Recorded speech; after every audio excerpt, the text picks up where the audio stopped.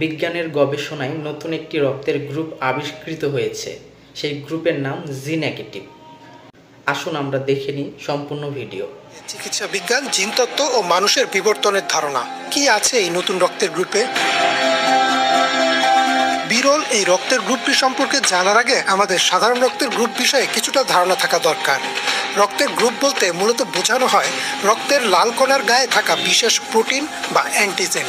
সহজভাবে বলতে গেলে যদি কোনো ব্যক্তির রক্তে এ প্রোটিন থাকে সে এ গ্রুপের, যদি বি থাকে তাহলে বি গ্রুপের, দুটোই থাকলে এ বি, আর কোনোটি না থাকলে ও গ্রুপের হয়।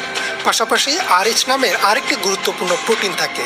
যদি আরএইচ থাকে তাহলে রক্ত পজিটিভ, আর না থাকলে negative.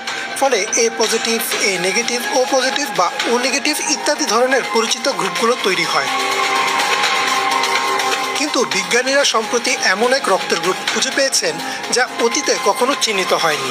Life science, popular mechanics বা সায়েন্স অ্যালার্টের মতো একাধিক বিজ্ঞান ভিত্তিক সংস্থার প্রতিবেদন অনুযায়ী এই গ্রুপের নাম রাখা হয়েছে গুয়াডা নেগেটিভ।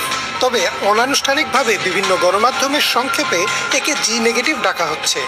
এই নামের পেছনে একটি স্থানীয় ইতিহাস রয়েছে।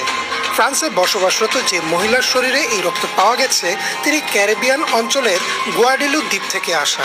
সেখানকার স্থানীয় নাম গুয়াডা, আর তা থেকেই এই গ্রুপের নাম দেওয়া হয়েছে।